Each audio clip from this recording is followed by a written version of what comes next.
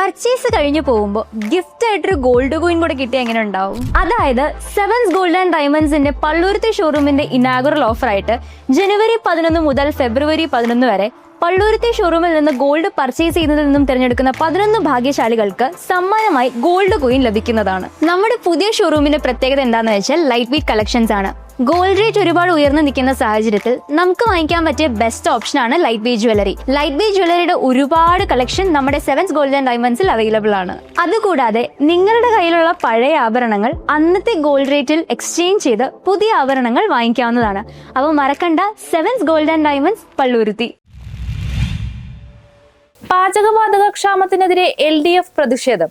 Thoppumpady BSNL ഓഫീസിലേക്ക് March നടത്തി.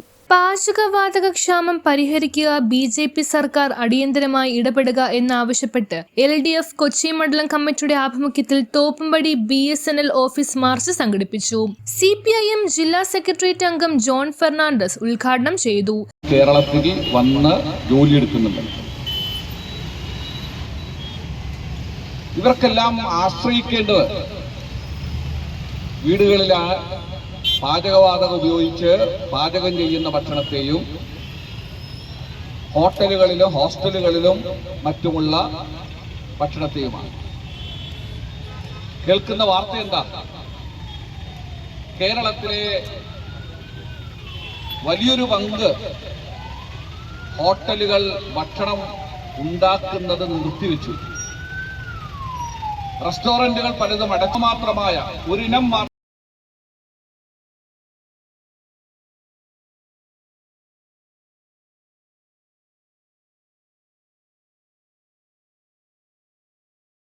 CPI Kochi മണ്ഡലം സെക്രട്ടറി MK അബ്ദുൽ ജലീൽ അധ്യക്ഷനായി. തോപ്പുംപടി BM സെന്ററിൽ നിന്ന് പ്രകടനം ആരംഭിച്ചു. KJ maxi MLA, PS Rajam, PA Peter.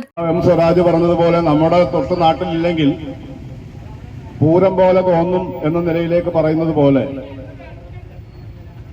ഗുരുതരമായ യുദ്ധം ഉയർന്നു വന്നപ്പോ നമ്മളെ ഇത് ബാധിക്കില്ല എന്ന് കരുതിയവരാണ് ബഹുഭൂരിപക്ഷം ആളുകൾ.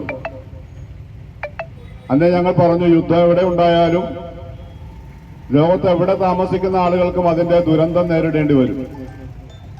ഇപ്പോൾ നമ്മൾ ആ ദുരന്തം അനുഭവിച്ചുകൊണ്ടിരിക്കുകയാണ്. KM Riyad, TV Anitha, MM Francis എന്നിവർ നേതൃത്വം നൽകി. ചെയ്യുന്നതില് കേന്ദ്ര ഗവൺമെന്റ് സ്വീകരിക്കേണ്ട നയങ്ങളെ സംബന്ധിച്ചിടത്തോളം അതെല്ലാം മറന്നുകൊണ്ട് അവർ ഇത്തരം പ്രവർത്തനങ്ങളുമായി മുന്നോട്ട് പോവുകയാണ്.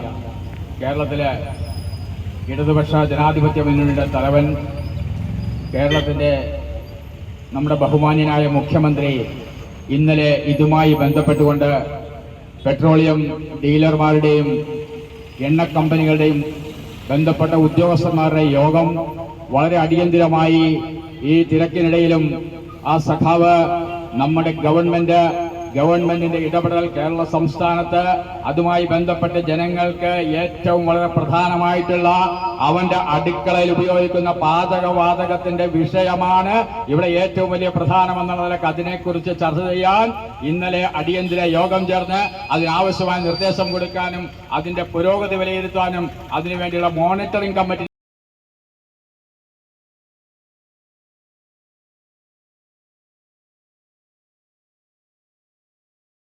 News bureau, Kochi.